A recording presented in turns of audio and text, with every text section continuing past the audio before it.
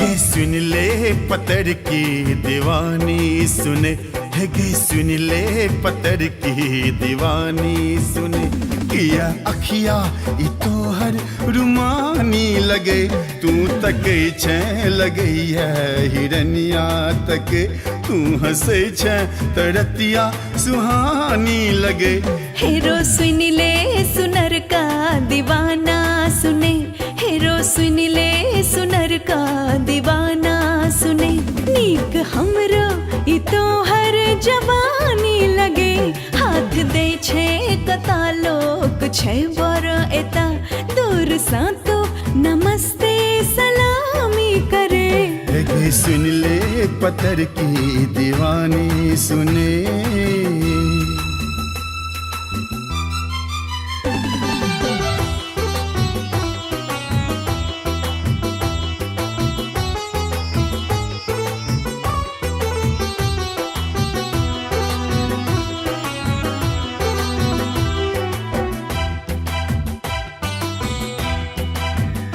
अंग लचको जवानी जुलम छो जुलम, मस्त हम छिए आज माले तखन। ई जदम को नयन कामिनी ई नयन, घूट मदिरा के एतबे पिया दे एखन।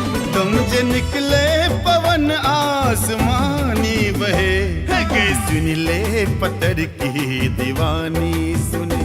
किया अखिया ई तो हर रुमानी लगे, तू तक छे लगे है हिरनिया तक, तू हंसे छे तरतिया सुहानी लगे। हेरो सुन ले सुनर का दीवाना सुने।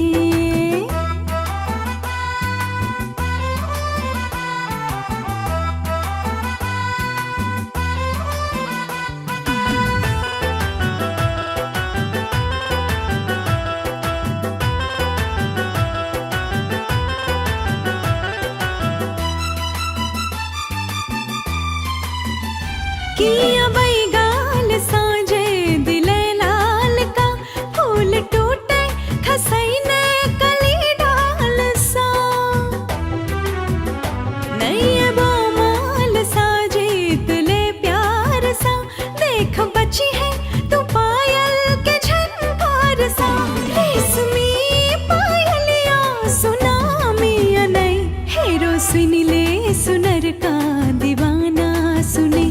नीक हमरो ई तो हर जवानी लगे, हाथ दे छे कता लोक छे बर एता, दूर सा तू नमस्ते सलामी करे।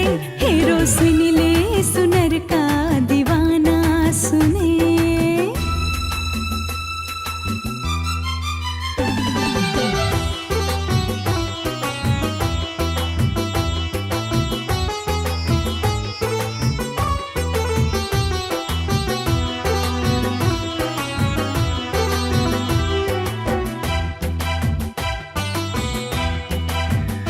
तन ससर को दुपट्टा ततर के गगन, मन में मिश्री घोरे छे कथी ले एखन। बात माने कनेला जिकाले खन, सांझ पड़ते लहिरते देखबी अगन। कैलपन घट पर दुन्नू परानी चले, है गे सुन ले पत्थर की दीवानी सुने। किया अखिया ई तो हर रुमानी लगे, तू तक छे लगे है हिरनिया तक, तू हंसे छे तरतिया सुहानी लगे। हेरो सुन ले सुनर का दीवाना सुने। नीक हमरो ई तो हर जवानी लगे, हाथ दे छे कता लोक छे बर एता, दूर सा तू नमस्ते सलामी करे। गे सुन ले पत्थर की दीवानी सुने।